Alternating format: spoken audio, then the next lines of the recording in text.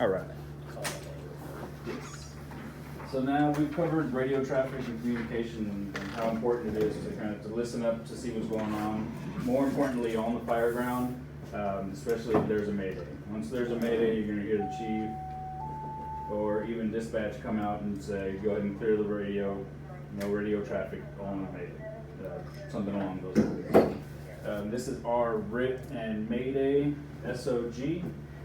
Take a look at it and pass it around.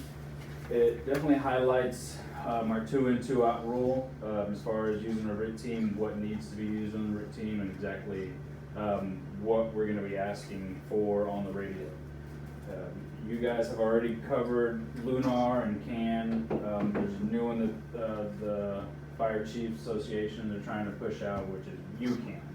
They're trying to go away from Lunar because it's got too many letters, and they're going to UCAN to use unit, conditions, actions. It covers essentially the same thing as Lunar.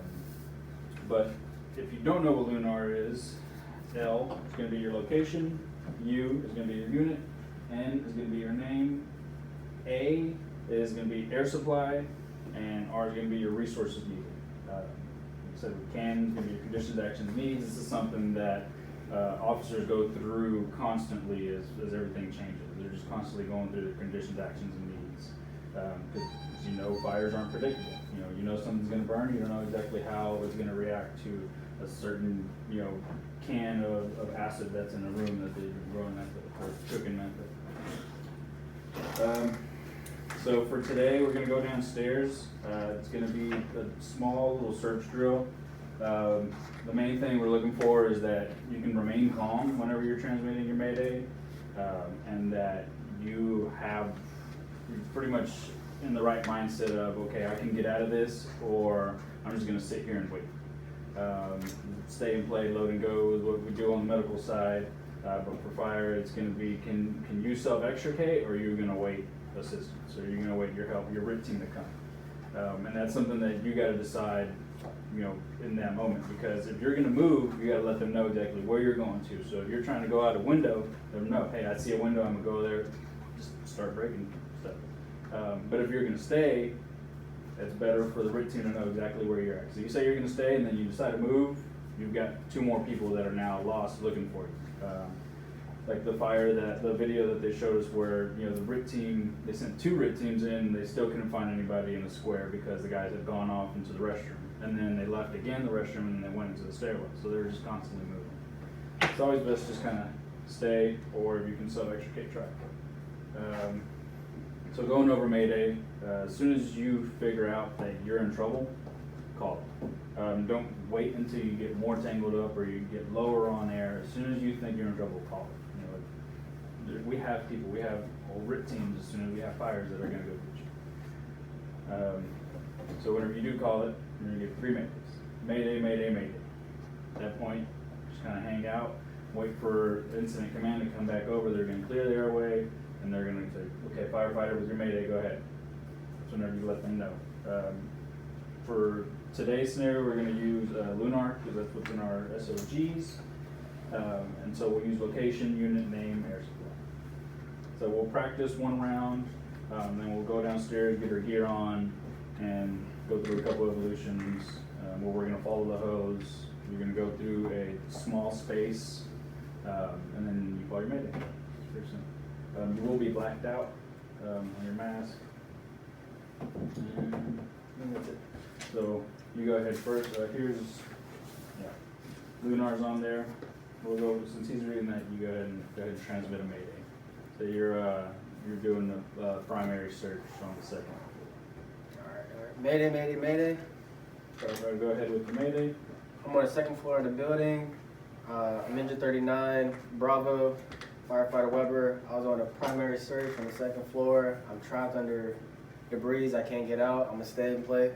I only got around 2,000 PSI left. I'm a lotto. As you see, we're going to be sending a RIT team to your location. You're going to stay in place. You stay home, but hang out. Stay in place. You're not on the box radio, Weber. What? Your brain's there. Mayday, mayday, mayday. Alright, go ahead with your mayday. I am on the second floor of a two-story building. I'm engine 39 Alpha, Lieutenant Nugent. I say firefighter. I have 2,500 left in my bottle. I was on the primary search team. Let's see. Will you be needing extrication? I will. I guess I was involved in structural collapse. This is the collapse. Let's see. Go ahead. Mayday, mayday, mayday. Firefighter, go ahead with your mayday. I am in the second story of a second story building. I'm engine 39, firefighter Harden. I was performing a primary search of the building and now I'm tangled up in some sort of wires and I need extrication. My bottle is at 2,500. Received. So another thing going with Mayday, it's not just so much that you've sent your Mayday, they know that you're lost or that you're down. You also have to make yourself as big and as loud as possible. If you can stand up, obviously stand up if the heat's not too hot.